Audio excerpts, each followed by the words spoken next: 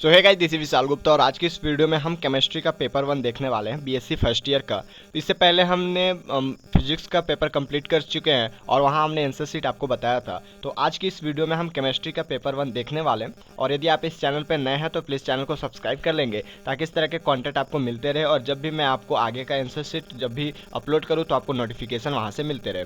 और चलिए आज का वीडियो हम स्टार्ट करते हैं। तो सबसे पहले हम क्वेश्चन पेपर की ओर देखते हैं, क्वेश्चन पेपर हमारे पास क्या क्या है। तो आप जैसे देख सकते हो कि हमारे पास जो पहला क्वेश्चन है, यहाँ पे आप देख सकते हो कि डी ब्रोगली समीकरण क्या है, इसके द्वारा तरंग दैर्ध्य एवं संवेग के मध्य संबंध ज्ञात करना है। तो इसमें हम इसके बारे में भी देखेंगे। अगर इसके अथवा वाला क्वेश्चन की अगर हम बात करें तो यहाँ पे आप देख सकते हो कि ना, सबसे पहले इसी में जो ए और बी है, तो ए तो डी ब्रोगली समीकरण है, लेकिन बी में हम बात करें तो पाउली का अपवर्जन नियम, नाइट्रोजन में अयुग्मित इलेक्ट्रॉन की संख्या और आपको न्यूमेरिकल दिया गया है। तो इस तरीके से आप यहाँ पे क्वेश्चन देख सकते हो, अथवा में इसका समझाना है तीन जो कि क्वेश्चन आपके पास दिया गया है। उसके बाद बेसिकली अगर हम बात करें यूनिट नंबर सेकंड की ओर, तो यूनिट नंबर सेकंड में आप देख सकते हो कि किस तरीके से यहाँ पे आपको ए बी करके दिया गया है। फैजान के नियम भी आपको लिखना है इसी में, और उसके अथवा में आपको आयनिक यौगिकों की विलयता को प्रभावित करने वाले कारकों का भी वर्णन करना है। अगर हम बात करें बेसिकली यूनिट नंबर 3 की ओर, तो यूनिट नंबर 3 में भी आपको ए बी देखने को मिलता है। उसके बाद उसके अठवा में भी आपको ए बी सी तीन क्वेश्चन यहाँ पे आपको मिलता है। बेंड का नियम भी आपको यहाँ पे बताना है। तो इस तरीके से हमने यूनिट 5 में अगर हम चलते हैं तो यहाँ पे भी आपको क्वेश्चन नंबर 3 देखने को मिलता है, और बेसिकली यहीं पे हमारे पास 5 स्टार्ट होता है। तो इस तरीके से हमने क्वेश्चन देखा किस तरीके से क्वेश्चन यहाँ पे डिजाइन किया गया है, आप समझ गए होंगे। अब हम चलते हैं अपने आंसर की ओर, आंसर हम किस तरीके से लिखेंगे। तो चलिए हम आंसर की ओर चलते हैं। तो अगर हम आंसर की बात करें तो यहाँ पे अगर हम आंसर देखें तो इस तरीके से आप आंसर लिख सकते हो। तो चलिए आंसर में हम सबसे पहले पहला आंसर लिखते हैं। यूनिट नंबर फर्स्ट का अगर हम पहला आंसर को लिखते हैं तो पहला आंसर आप जैसे देख सकते हो, यहाँ पे डी ब्रोगली समीकरण आपको देखने को मिलता है। मैं इसको नीचे धीरे धीरे स्क्रॉल करते चलूँगा, आप या इसको या तो वीडियो को पॉज करके या फिर आप स्क्रीनशॉट लेके लिख सकते हो। तो चलिए इसमें हम आगे देखते हैं किस तरीके से हमने इसको लिखा है। तो आप अगर इसे नीचे ले जाओगे तो इस तरीके से आप यहाँ पे देखोगे कि अगर हम दूसरे पेज की ओर चले तो डी ब्रोगली समीकरण का नियम आप यहाँ पे लिख सकते हो। और यहाँ पे आप प्लांक समीकरण, आइंस्टीन समीकरण भी यहाँ पे निकाल सकते हो, जैसा कि यहाँ पे निकाला गया है। इक्वेशन नंबर सेकंड, फर्स्ट और सेकंड को हम सॉल्व करते हैं तो आगे हम देखते हैं किस तरीके से यहाँ पे आएगा। तो इस तरीके से न्यूमेरिकल क्वेश्चन टाइप आप यहाँ पे देख सकते हो। उसके बाद यहाँ पे आपको इक्वेशन नंबर थर्ड देखने को मिलता है। चलिए अगर हम आगे बात करें अगले पेज की ओर, तो यहाँ पे आप जैसे देख सकते हो, अब हम यहाँ पे प्रश्न क्रमांक फर्स्ट का बी देखने वाले हैं। हम इससे पहले ए देख चुके हैं, अब हमें बी देखना है। तो चलिए बी के अगर हम देखें तो पाउली का अपवर्जन नियम यहाँ पे आपको दिखना है। तो अपवर्जन नियम क्या होता है, चलिए हम यहाँ पे देखते हैं। जैसा कि आप देख सकते हो, पाउली ने किसी इलेक्ट्रॉन के लिए चारों क्वांटम मानों के बारे में सिद्धांत प्रस्तुत किया था, जो कि यहाँ पे हम देखेंगे। चलिए अगर हम आगे बात करें दूसरे पेज की अगर हम चलते हैं तो यहाँ पे आप देख सकते हो किसी भी परमाणु के दो इलेक्ट्रॉनों की चारों क्वांटम संख्याओं का एक समान मान असंभव है। यहाँ पे अगर हम दूसरे की अगर बात करें तो इस तरीके से आप लिख सकते हो। चलिए इसमें अगर हम नीचे चले तो आप यहाँ पे कुछ डायग्राम वगैरह देख के बता सकते हो कि क्या क्या इसमें होता है। बेसिकली अगर हम यूनिट सेकेंड की ओर अगर हम चले, वहाँ यहाँ तक हमारे पास यूनिट फर्स्ट कंप्लीट होता है। अब हम यूनिट सेकेंड की ओर चलते हैं। यहाँ पे प्रश्न क्रमांक 2 का ए आपको देखने को मिलेगा, तो इसमें हमें समन्वयन संख्या देखने को मिलता है। तो इस तरीके से हम यहाँ पे लिखेंगे। तो चलिए इसमें आगे अगर हम आयनिक क्रिस्टल में एक आयन कितने होता है अगर ये सब बताए तो आप देख सकते हो। चलिए हम नीचे की ओर चलते हैं। घनीय निकाय के लिए जैसा ये सब आप 12 से ही पढ़ते आ रहे हो, तो बेसिकली ये इजी आपके लिए है। और ये फिजिकल केमिस्ट्री है, तो फिजिकल केमिस्ट्री वैसे भी इजी रहता है एज कम्पेयर टू ऑर्गेनिक। चलिए त्रिज्या अनुपात की बात करें तो त्रिज्या अनुपात आप इस तरीके से लिख सकते हो। तो इसमें अगर हम आगे देखें तो इस तरीके से आप त्रिज्या अनुपात और समन्वयन संख्या में संबंध बता सकते हो। सारा टॉपिक जितना भी अभी तक मैंने आपको बताया वो सारा टॉपिक हमने क्लास 12 में पढ़ा है, आपने भी पढ़ा ही होगा। तो बेसिकली इजी है, बट आप यहाँ से ऐसे लिख सकते हो। चलिए अगर इसमें अगर हम नीचे की ओर चलें तो इस तरीके से आप देख सकते हो, सारणी द्वारा भी इसको समझा जा सकता है। अगर मैं सारणी आपको बताऊं तो आप यहाँ पे देख सकते हो कि किस तरीके से त्रिज्या अनुपात, समन्वयन संख्या और क्रिस्टल का आकार में सारणी हम बना सकते हैं। त्रिज्या अनुपात अगर r+/r अगर हम लेते हैं तो यहाँ पे समन्वयन संख्या भी 3 4 6 8 करके लिख सकते हो। क्रिस्टल का आकार और उदाहरण भी आप यहाँ पे देख सकते हो। चलिए अगर हम नेक्स्ट अगर नीचे की ओर चले तो आप यहाँ पे प्रश्न क्रमांक 2 का बी आंसर देख सकते हो। फैजान का नियम हमें यहाँ पे लिखना है।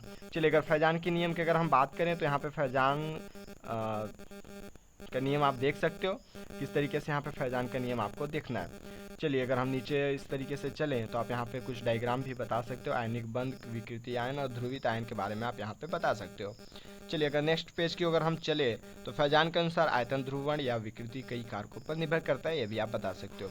अब हम बेसिकली बात करें यूनिट 3 की ओर, तो प्रश्न क्रमांक 3 में आपको ए बी सी करके पार्ट मैंने आपको बताया था। तो यहाँ हम सबसे पहले ए को देखने वाले हैं। चलिए हम ए की ओर अगर हम चले तो इस तरीके से आप देख सकते हो।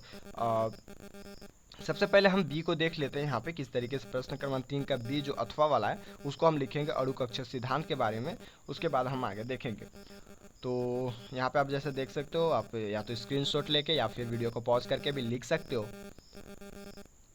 चलिए इसमें अगर हम आगे चलें तो यहाँ पे आप psi M O equal to psi A plus minus psi B यहाँ पे वैल्यू निकाल सकते हो, जो कि आप यहाँ पे लिखे हमने। चलिए अगर हम नीचे की ओर चले तो यहाँ पे आपको दो इक्वेशन दिख रहा होगा, जो कि आप 1 सेकेंड, हाँ यहाँ पे आप दो इक्वेशन देख सकते हो, जो कि बंधी आणविक कक्षक और एक प्रतिबंधी आणविक कक्षक के बारे में मैंने आपको समझाया है। तो इसको भी आप यहाँ पे बना सकते हो।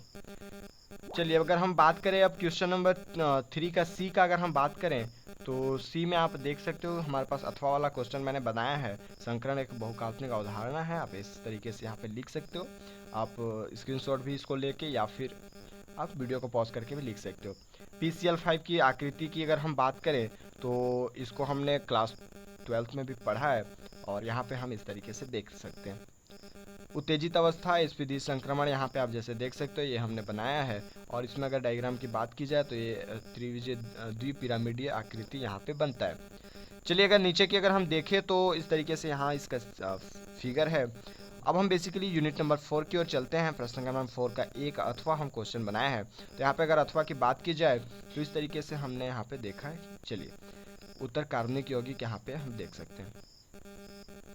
इसमें कुछ एग्जाम्पल भी आप दे सकते हो, जैसा कि यहाँ पे हमने दिया है। ये आप एग्जाम्पल के थ्रू भी आप इसको समझा सकते हो। चलिए इस एग्जाम्पल को आप लिख लेंगे अच्छे तरीके से। देन आफ्टर अगर हम यूनिट नंबर 4 की ओर चलते हैं, इसमें हम बी देखेंगे। लिथियम अपने ही समूह के अन्य तत्वों के साथ असमानता प्रदर्शित करता है। तो इस तरीके से आप यहाँ पे देख सकते हो। नेक्स्ट पेज की ओर अगर हम चले तो यहाँ पे आपको देखने को मिलेगा कि 3, 4 पॉइंट, 5, 6 पॉइंट मैंने आपको बताया है। तो सब एक एक पॉइंट को आप अच्छे तरीके से समझना है किस तरीके से यहाँ पे बात की गई। अगर नेक्स्ट पेज की ओर चलते हैं तो यहाँ पे आप जैसे देख सकते हो, अब हम यूनिट नंबर 4 का जो चौथा क्वेश्चन है उसका सी नंबर देखने वाले। तो सी नंबर में चलिए हम देखते हैं कि पहला जो हमारे पास क्वेश्चन है, बेरिजीन बनाने की प्रयोगशाला विधि हमें बताना है। तो इस तरीके से हम इसको बता सकते हैं। उसके बाद यहाँ पे कुछ आपको गुण भी इसका बताना होगा। तो 2 गुण मैंने आपको बताया है। उसके बाद यहाँ पे आपको तीसरा गुण इस तरीके से आप देख सकते हो, चौथा गुण। तो बेसिकली 4 गुण मैंने आपको बताया है। अब हम यूनिट नंबर 5 की ओर चलते हैं। इसका हम पहला का अगर देखें, सम आयन प्रभाव अगर हम देखें तो इस तरीके से आप यहाँ पे देख सकते हो। तो सम आयन प्रभाव के बारे में हम यहाँ पे लिखे हैं। और उसके बाद अगर हम देखें प्रश्न क्रमांक 5 का अगर हम बी का बात करें तो बी आप देख सकते हो, ऑक्सेलेट C2O4 - की पहचान करना है हमें। तो इस तरीके से हमने यहाँ पे देखा। और चलिए हम आगे कुछ और देखते हैं। तो इस तरीके से यहाँ पे आप कुछ फार्मूला भी लिख सकते हैं। और अगर हम नेक्स्ट पेज की ओर बात करें, अगर हम निष्कासन निकाले सारे जो भी हम लिखे हैं विधि का, तो विधि आप जैसे देख सकते हो यहाँ पे हमने लिखा है। और इस तरीके से हमारा ये आंसर यहाँ पे कंप्लीट होता है यूनिट नंबर 5 का। यहाँ पे हमारा द एंड होता है। और यदि आपको आंसर शीट अच्छा लगा हो इसका तो अपने दोस्तों को भी बताएं, उनको भी ये शेयर करें ताकि उनको भी हेल्प हो जाए। और यदि आपको किसी और सब्जेक्ट का आंसर शीट चाहिए तो कमेंट करके बताइएगा, मैं ज़रूर कोशिश करूँगा उसको लाने का। और आपको यदि PDF फॉर्म में भी चाहिए तो आप टेलीग्राम चैनल ज्वाइन कर सकते हो। आप या तो डिस्क्रिप्शन में उसका लिंक है, वहाँ से ज्वाइन हो सकते हो, या तो मैं आपको बता देता हूँ SRV विशाल कुमार गुप्ता नाम से आप अगर सर्च करते हो तो वहाँ पे आपको देखने को मिलेगा। वहाँ से जाके आप डायरेक्टली सर्च कर सकते हो। SRV विशाल कुमार गुप्ता अगर आप सर्च करते हो तो आपको वहाँ से देखने को मिलता है। तो वहाँ से आप टेलीग्राम चैनल लिंक ज्वाइन कर सकते हो, या फिर डिस्क्रिप्शन में लिंक है, वहाँ से भी डायरेक्टली ज्वाइन कर सकते हो। यदि आपको वीडियो पसंद आया हो तो लाइक, शेयर एंड सब्सक्राइब। मिलते हैं नेक्स्ट वीडियो में, तब तक के लिए सी गुड डे, बाय बाय।